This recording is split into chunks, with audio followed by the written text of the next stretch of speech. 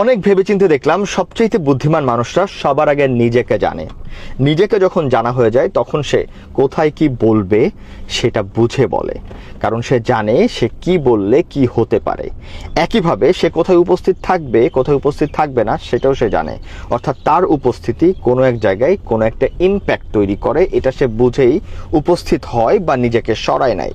তাই আপনি যদি প্রকৃতপক্ষে মূল্যায়িত হতে চান আপনার সমাজ দ্বারা, পরিবার দ্বারা, তাহলে প্রথমে আননেসেসারি কথা বলা বন্ধ করে দেন। আননেসেসারি কথা না বলে চিন্তা করে একটা ইম্প্যাক্টফুল ডিসিশন দেন বা দেওয়ার চেষ্টা করেন। অবশ্যই সেটা হতে হবে পরিমিত এবং কম। আর সব জায়গায় অ্যাভেলেবল থাকা বন্ধ করে দেন। সেখানে অ্যাভেলেবল থাকেন যেখানে আপনি মনে করছেন থাকা প্রয়োজন এবং আপনার থাকাতে অন্য কারোর প্রকৃতপক্ষে উপকার হচ্ছে। একটা প্রবাদ আছে, পুরুষ মানুষের কখনো শেষ স্লাইসটা খেতে হয় না যদি সে পেমেন্ট না করে।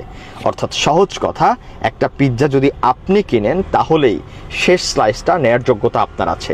ঠিক একইভাবে আপনি যেখানে যাচ্ছেন সেখানে আপনি কোনো ইম্প্যাক্ট ফেলবেন কিনা তার উপরে কিন্তু বেস করে আপনাকে রেসপেক্ট করা হবে বা আপনাকে পজিশন দেওয়া হবে। তাই ইম্প্যাক্টটা যদি ফেলতে পারেন তাহলে অ্যাভেলেবল থাকেন, আর আপনার কথাতেও যদি ইম্প্যাক্টটা পড়ে তাহলেই শুধুমাত্র কথাটা বলেন। দেখবেন দিনে দিনে আপনি আরও বেশি মূল্যবান হয়ে উঠবেন।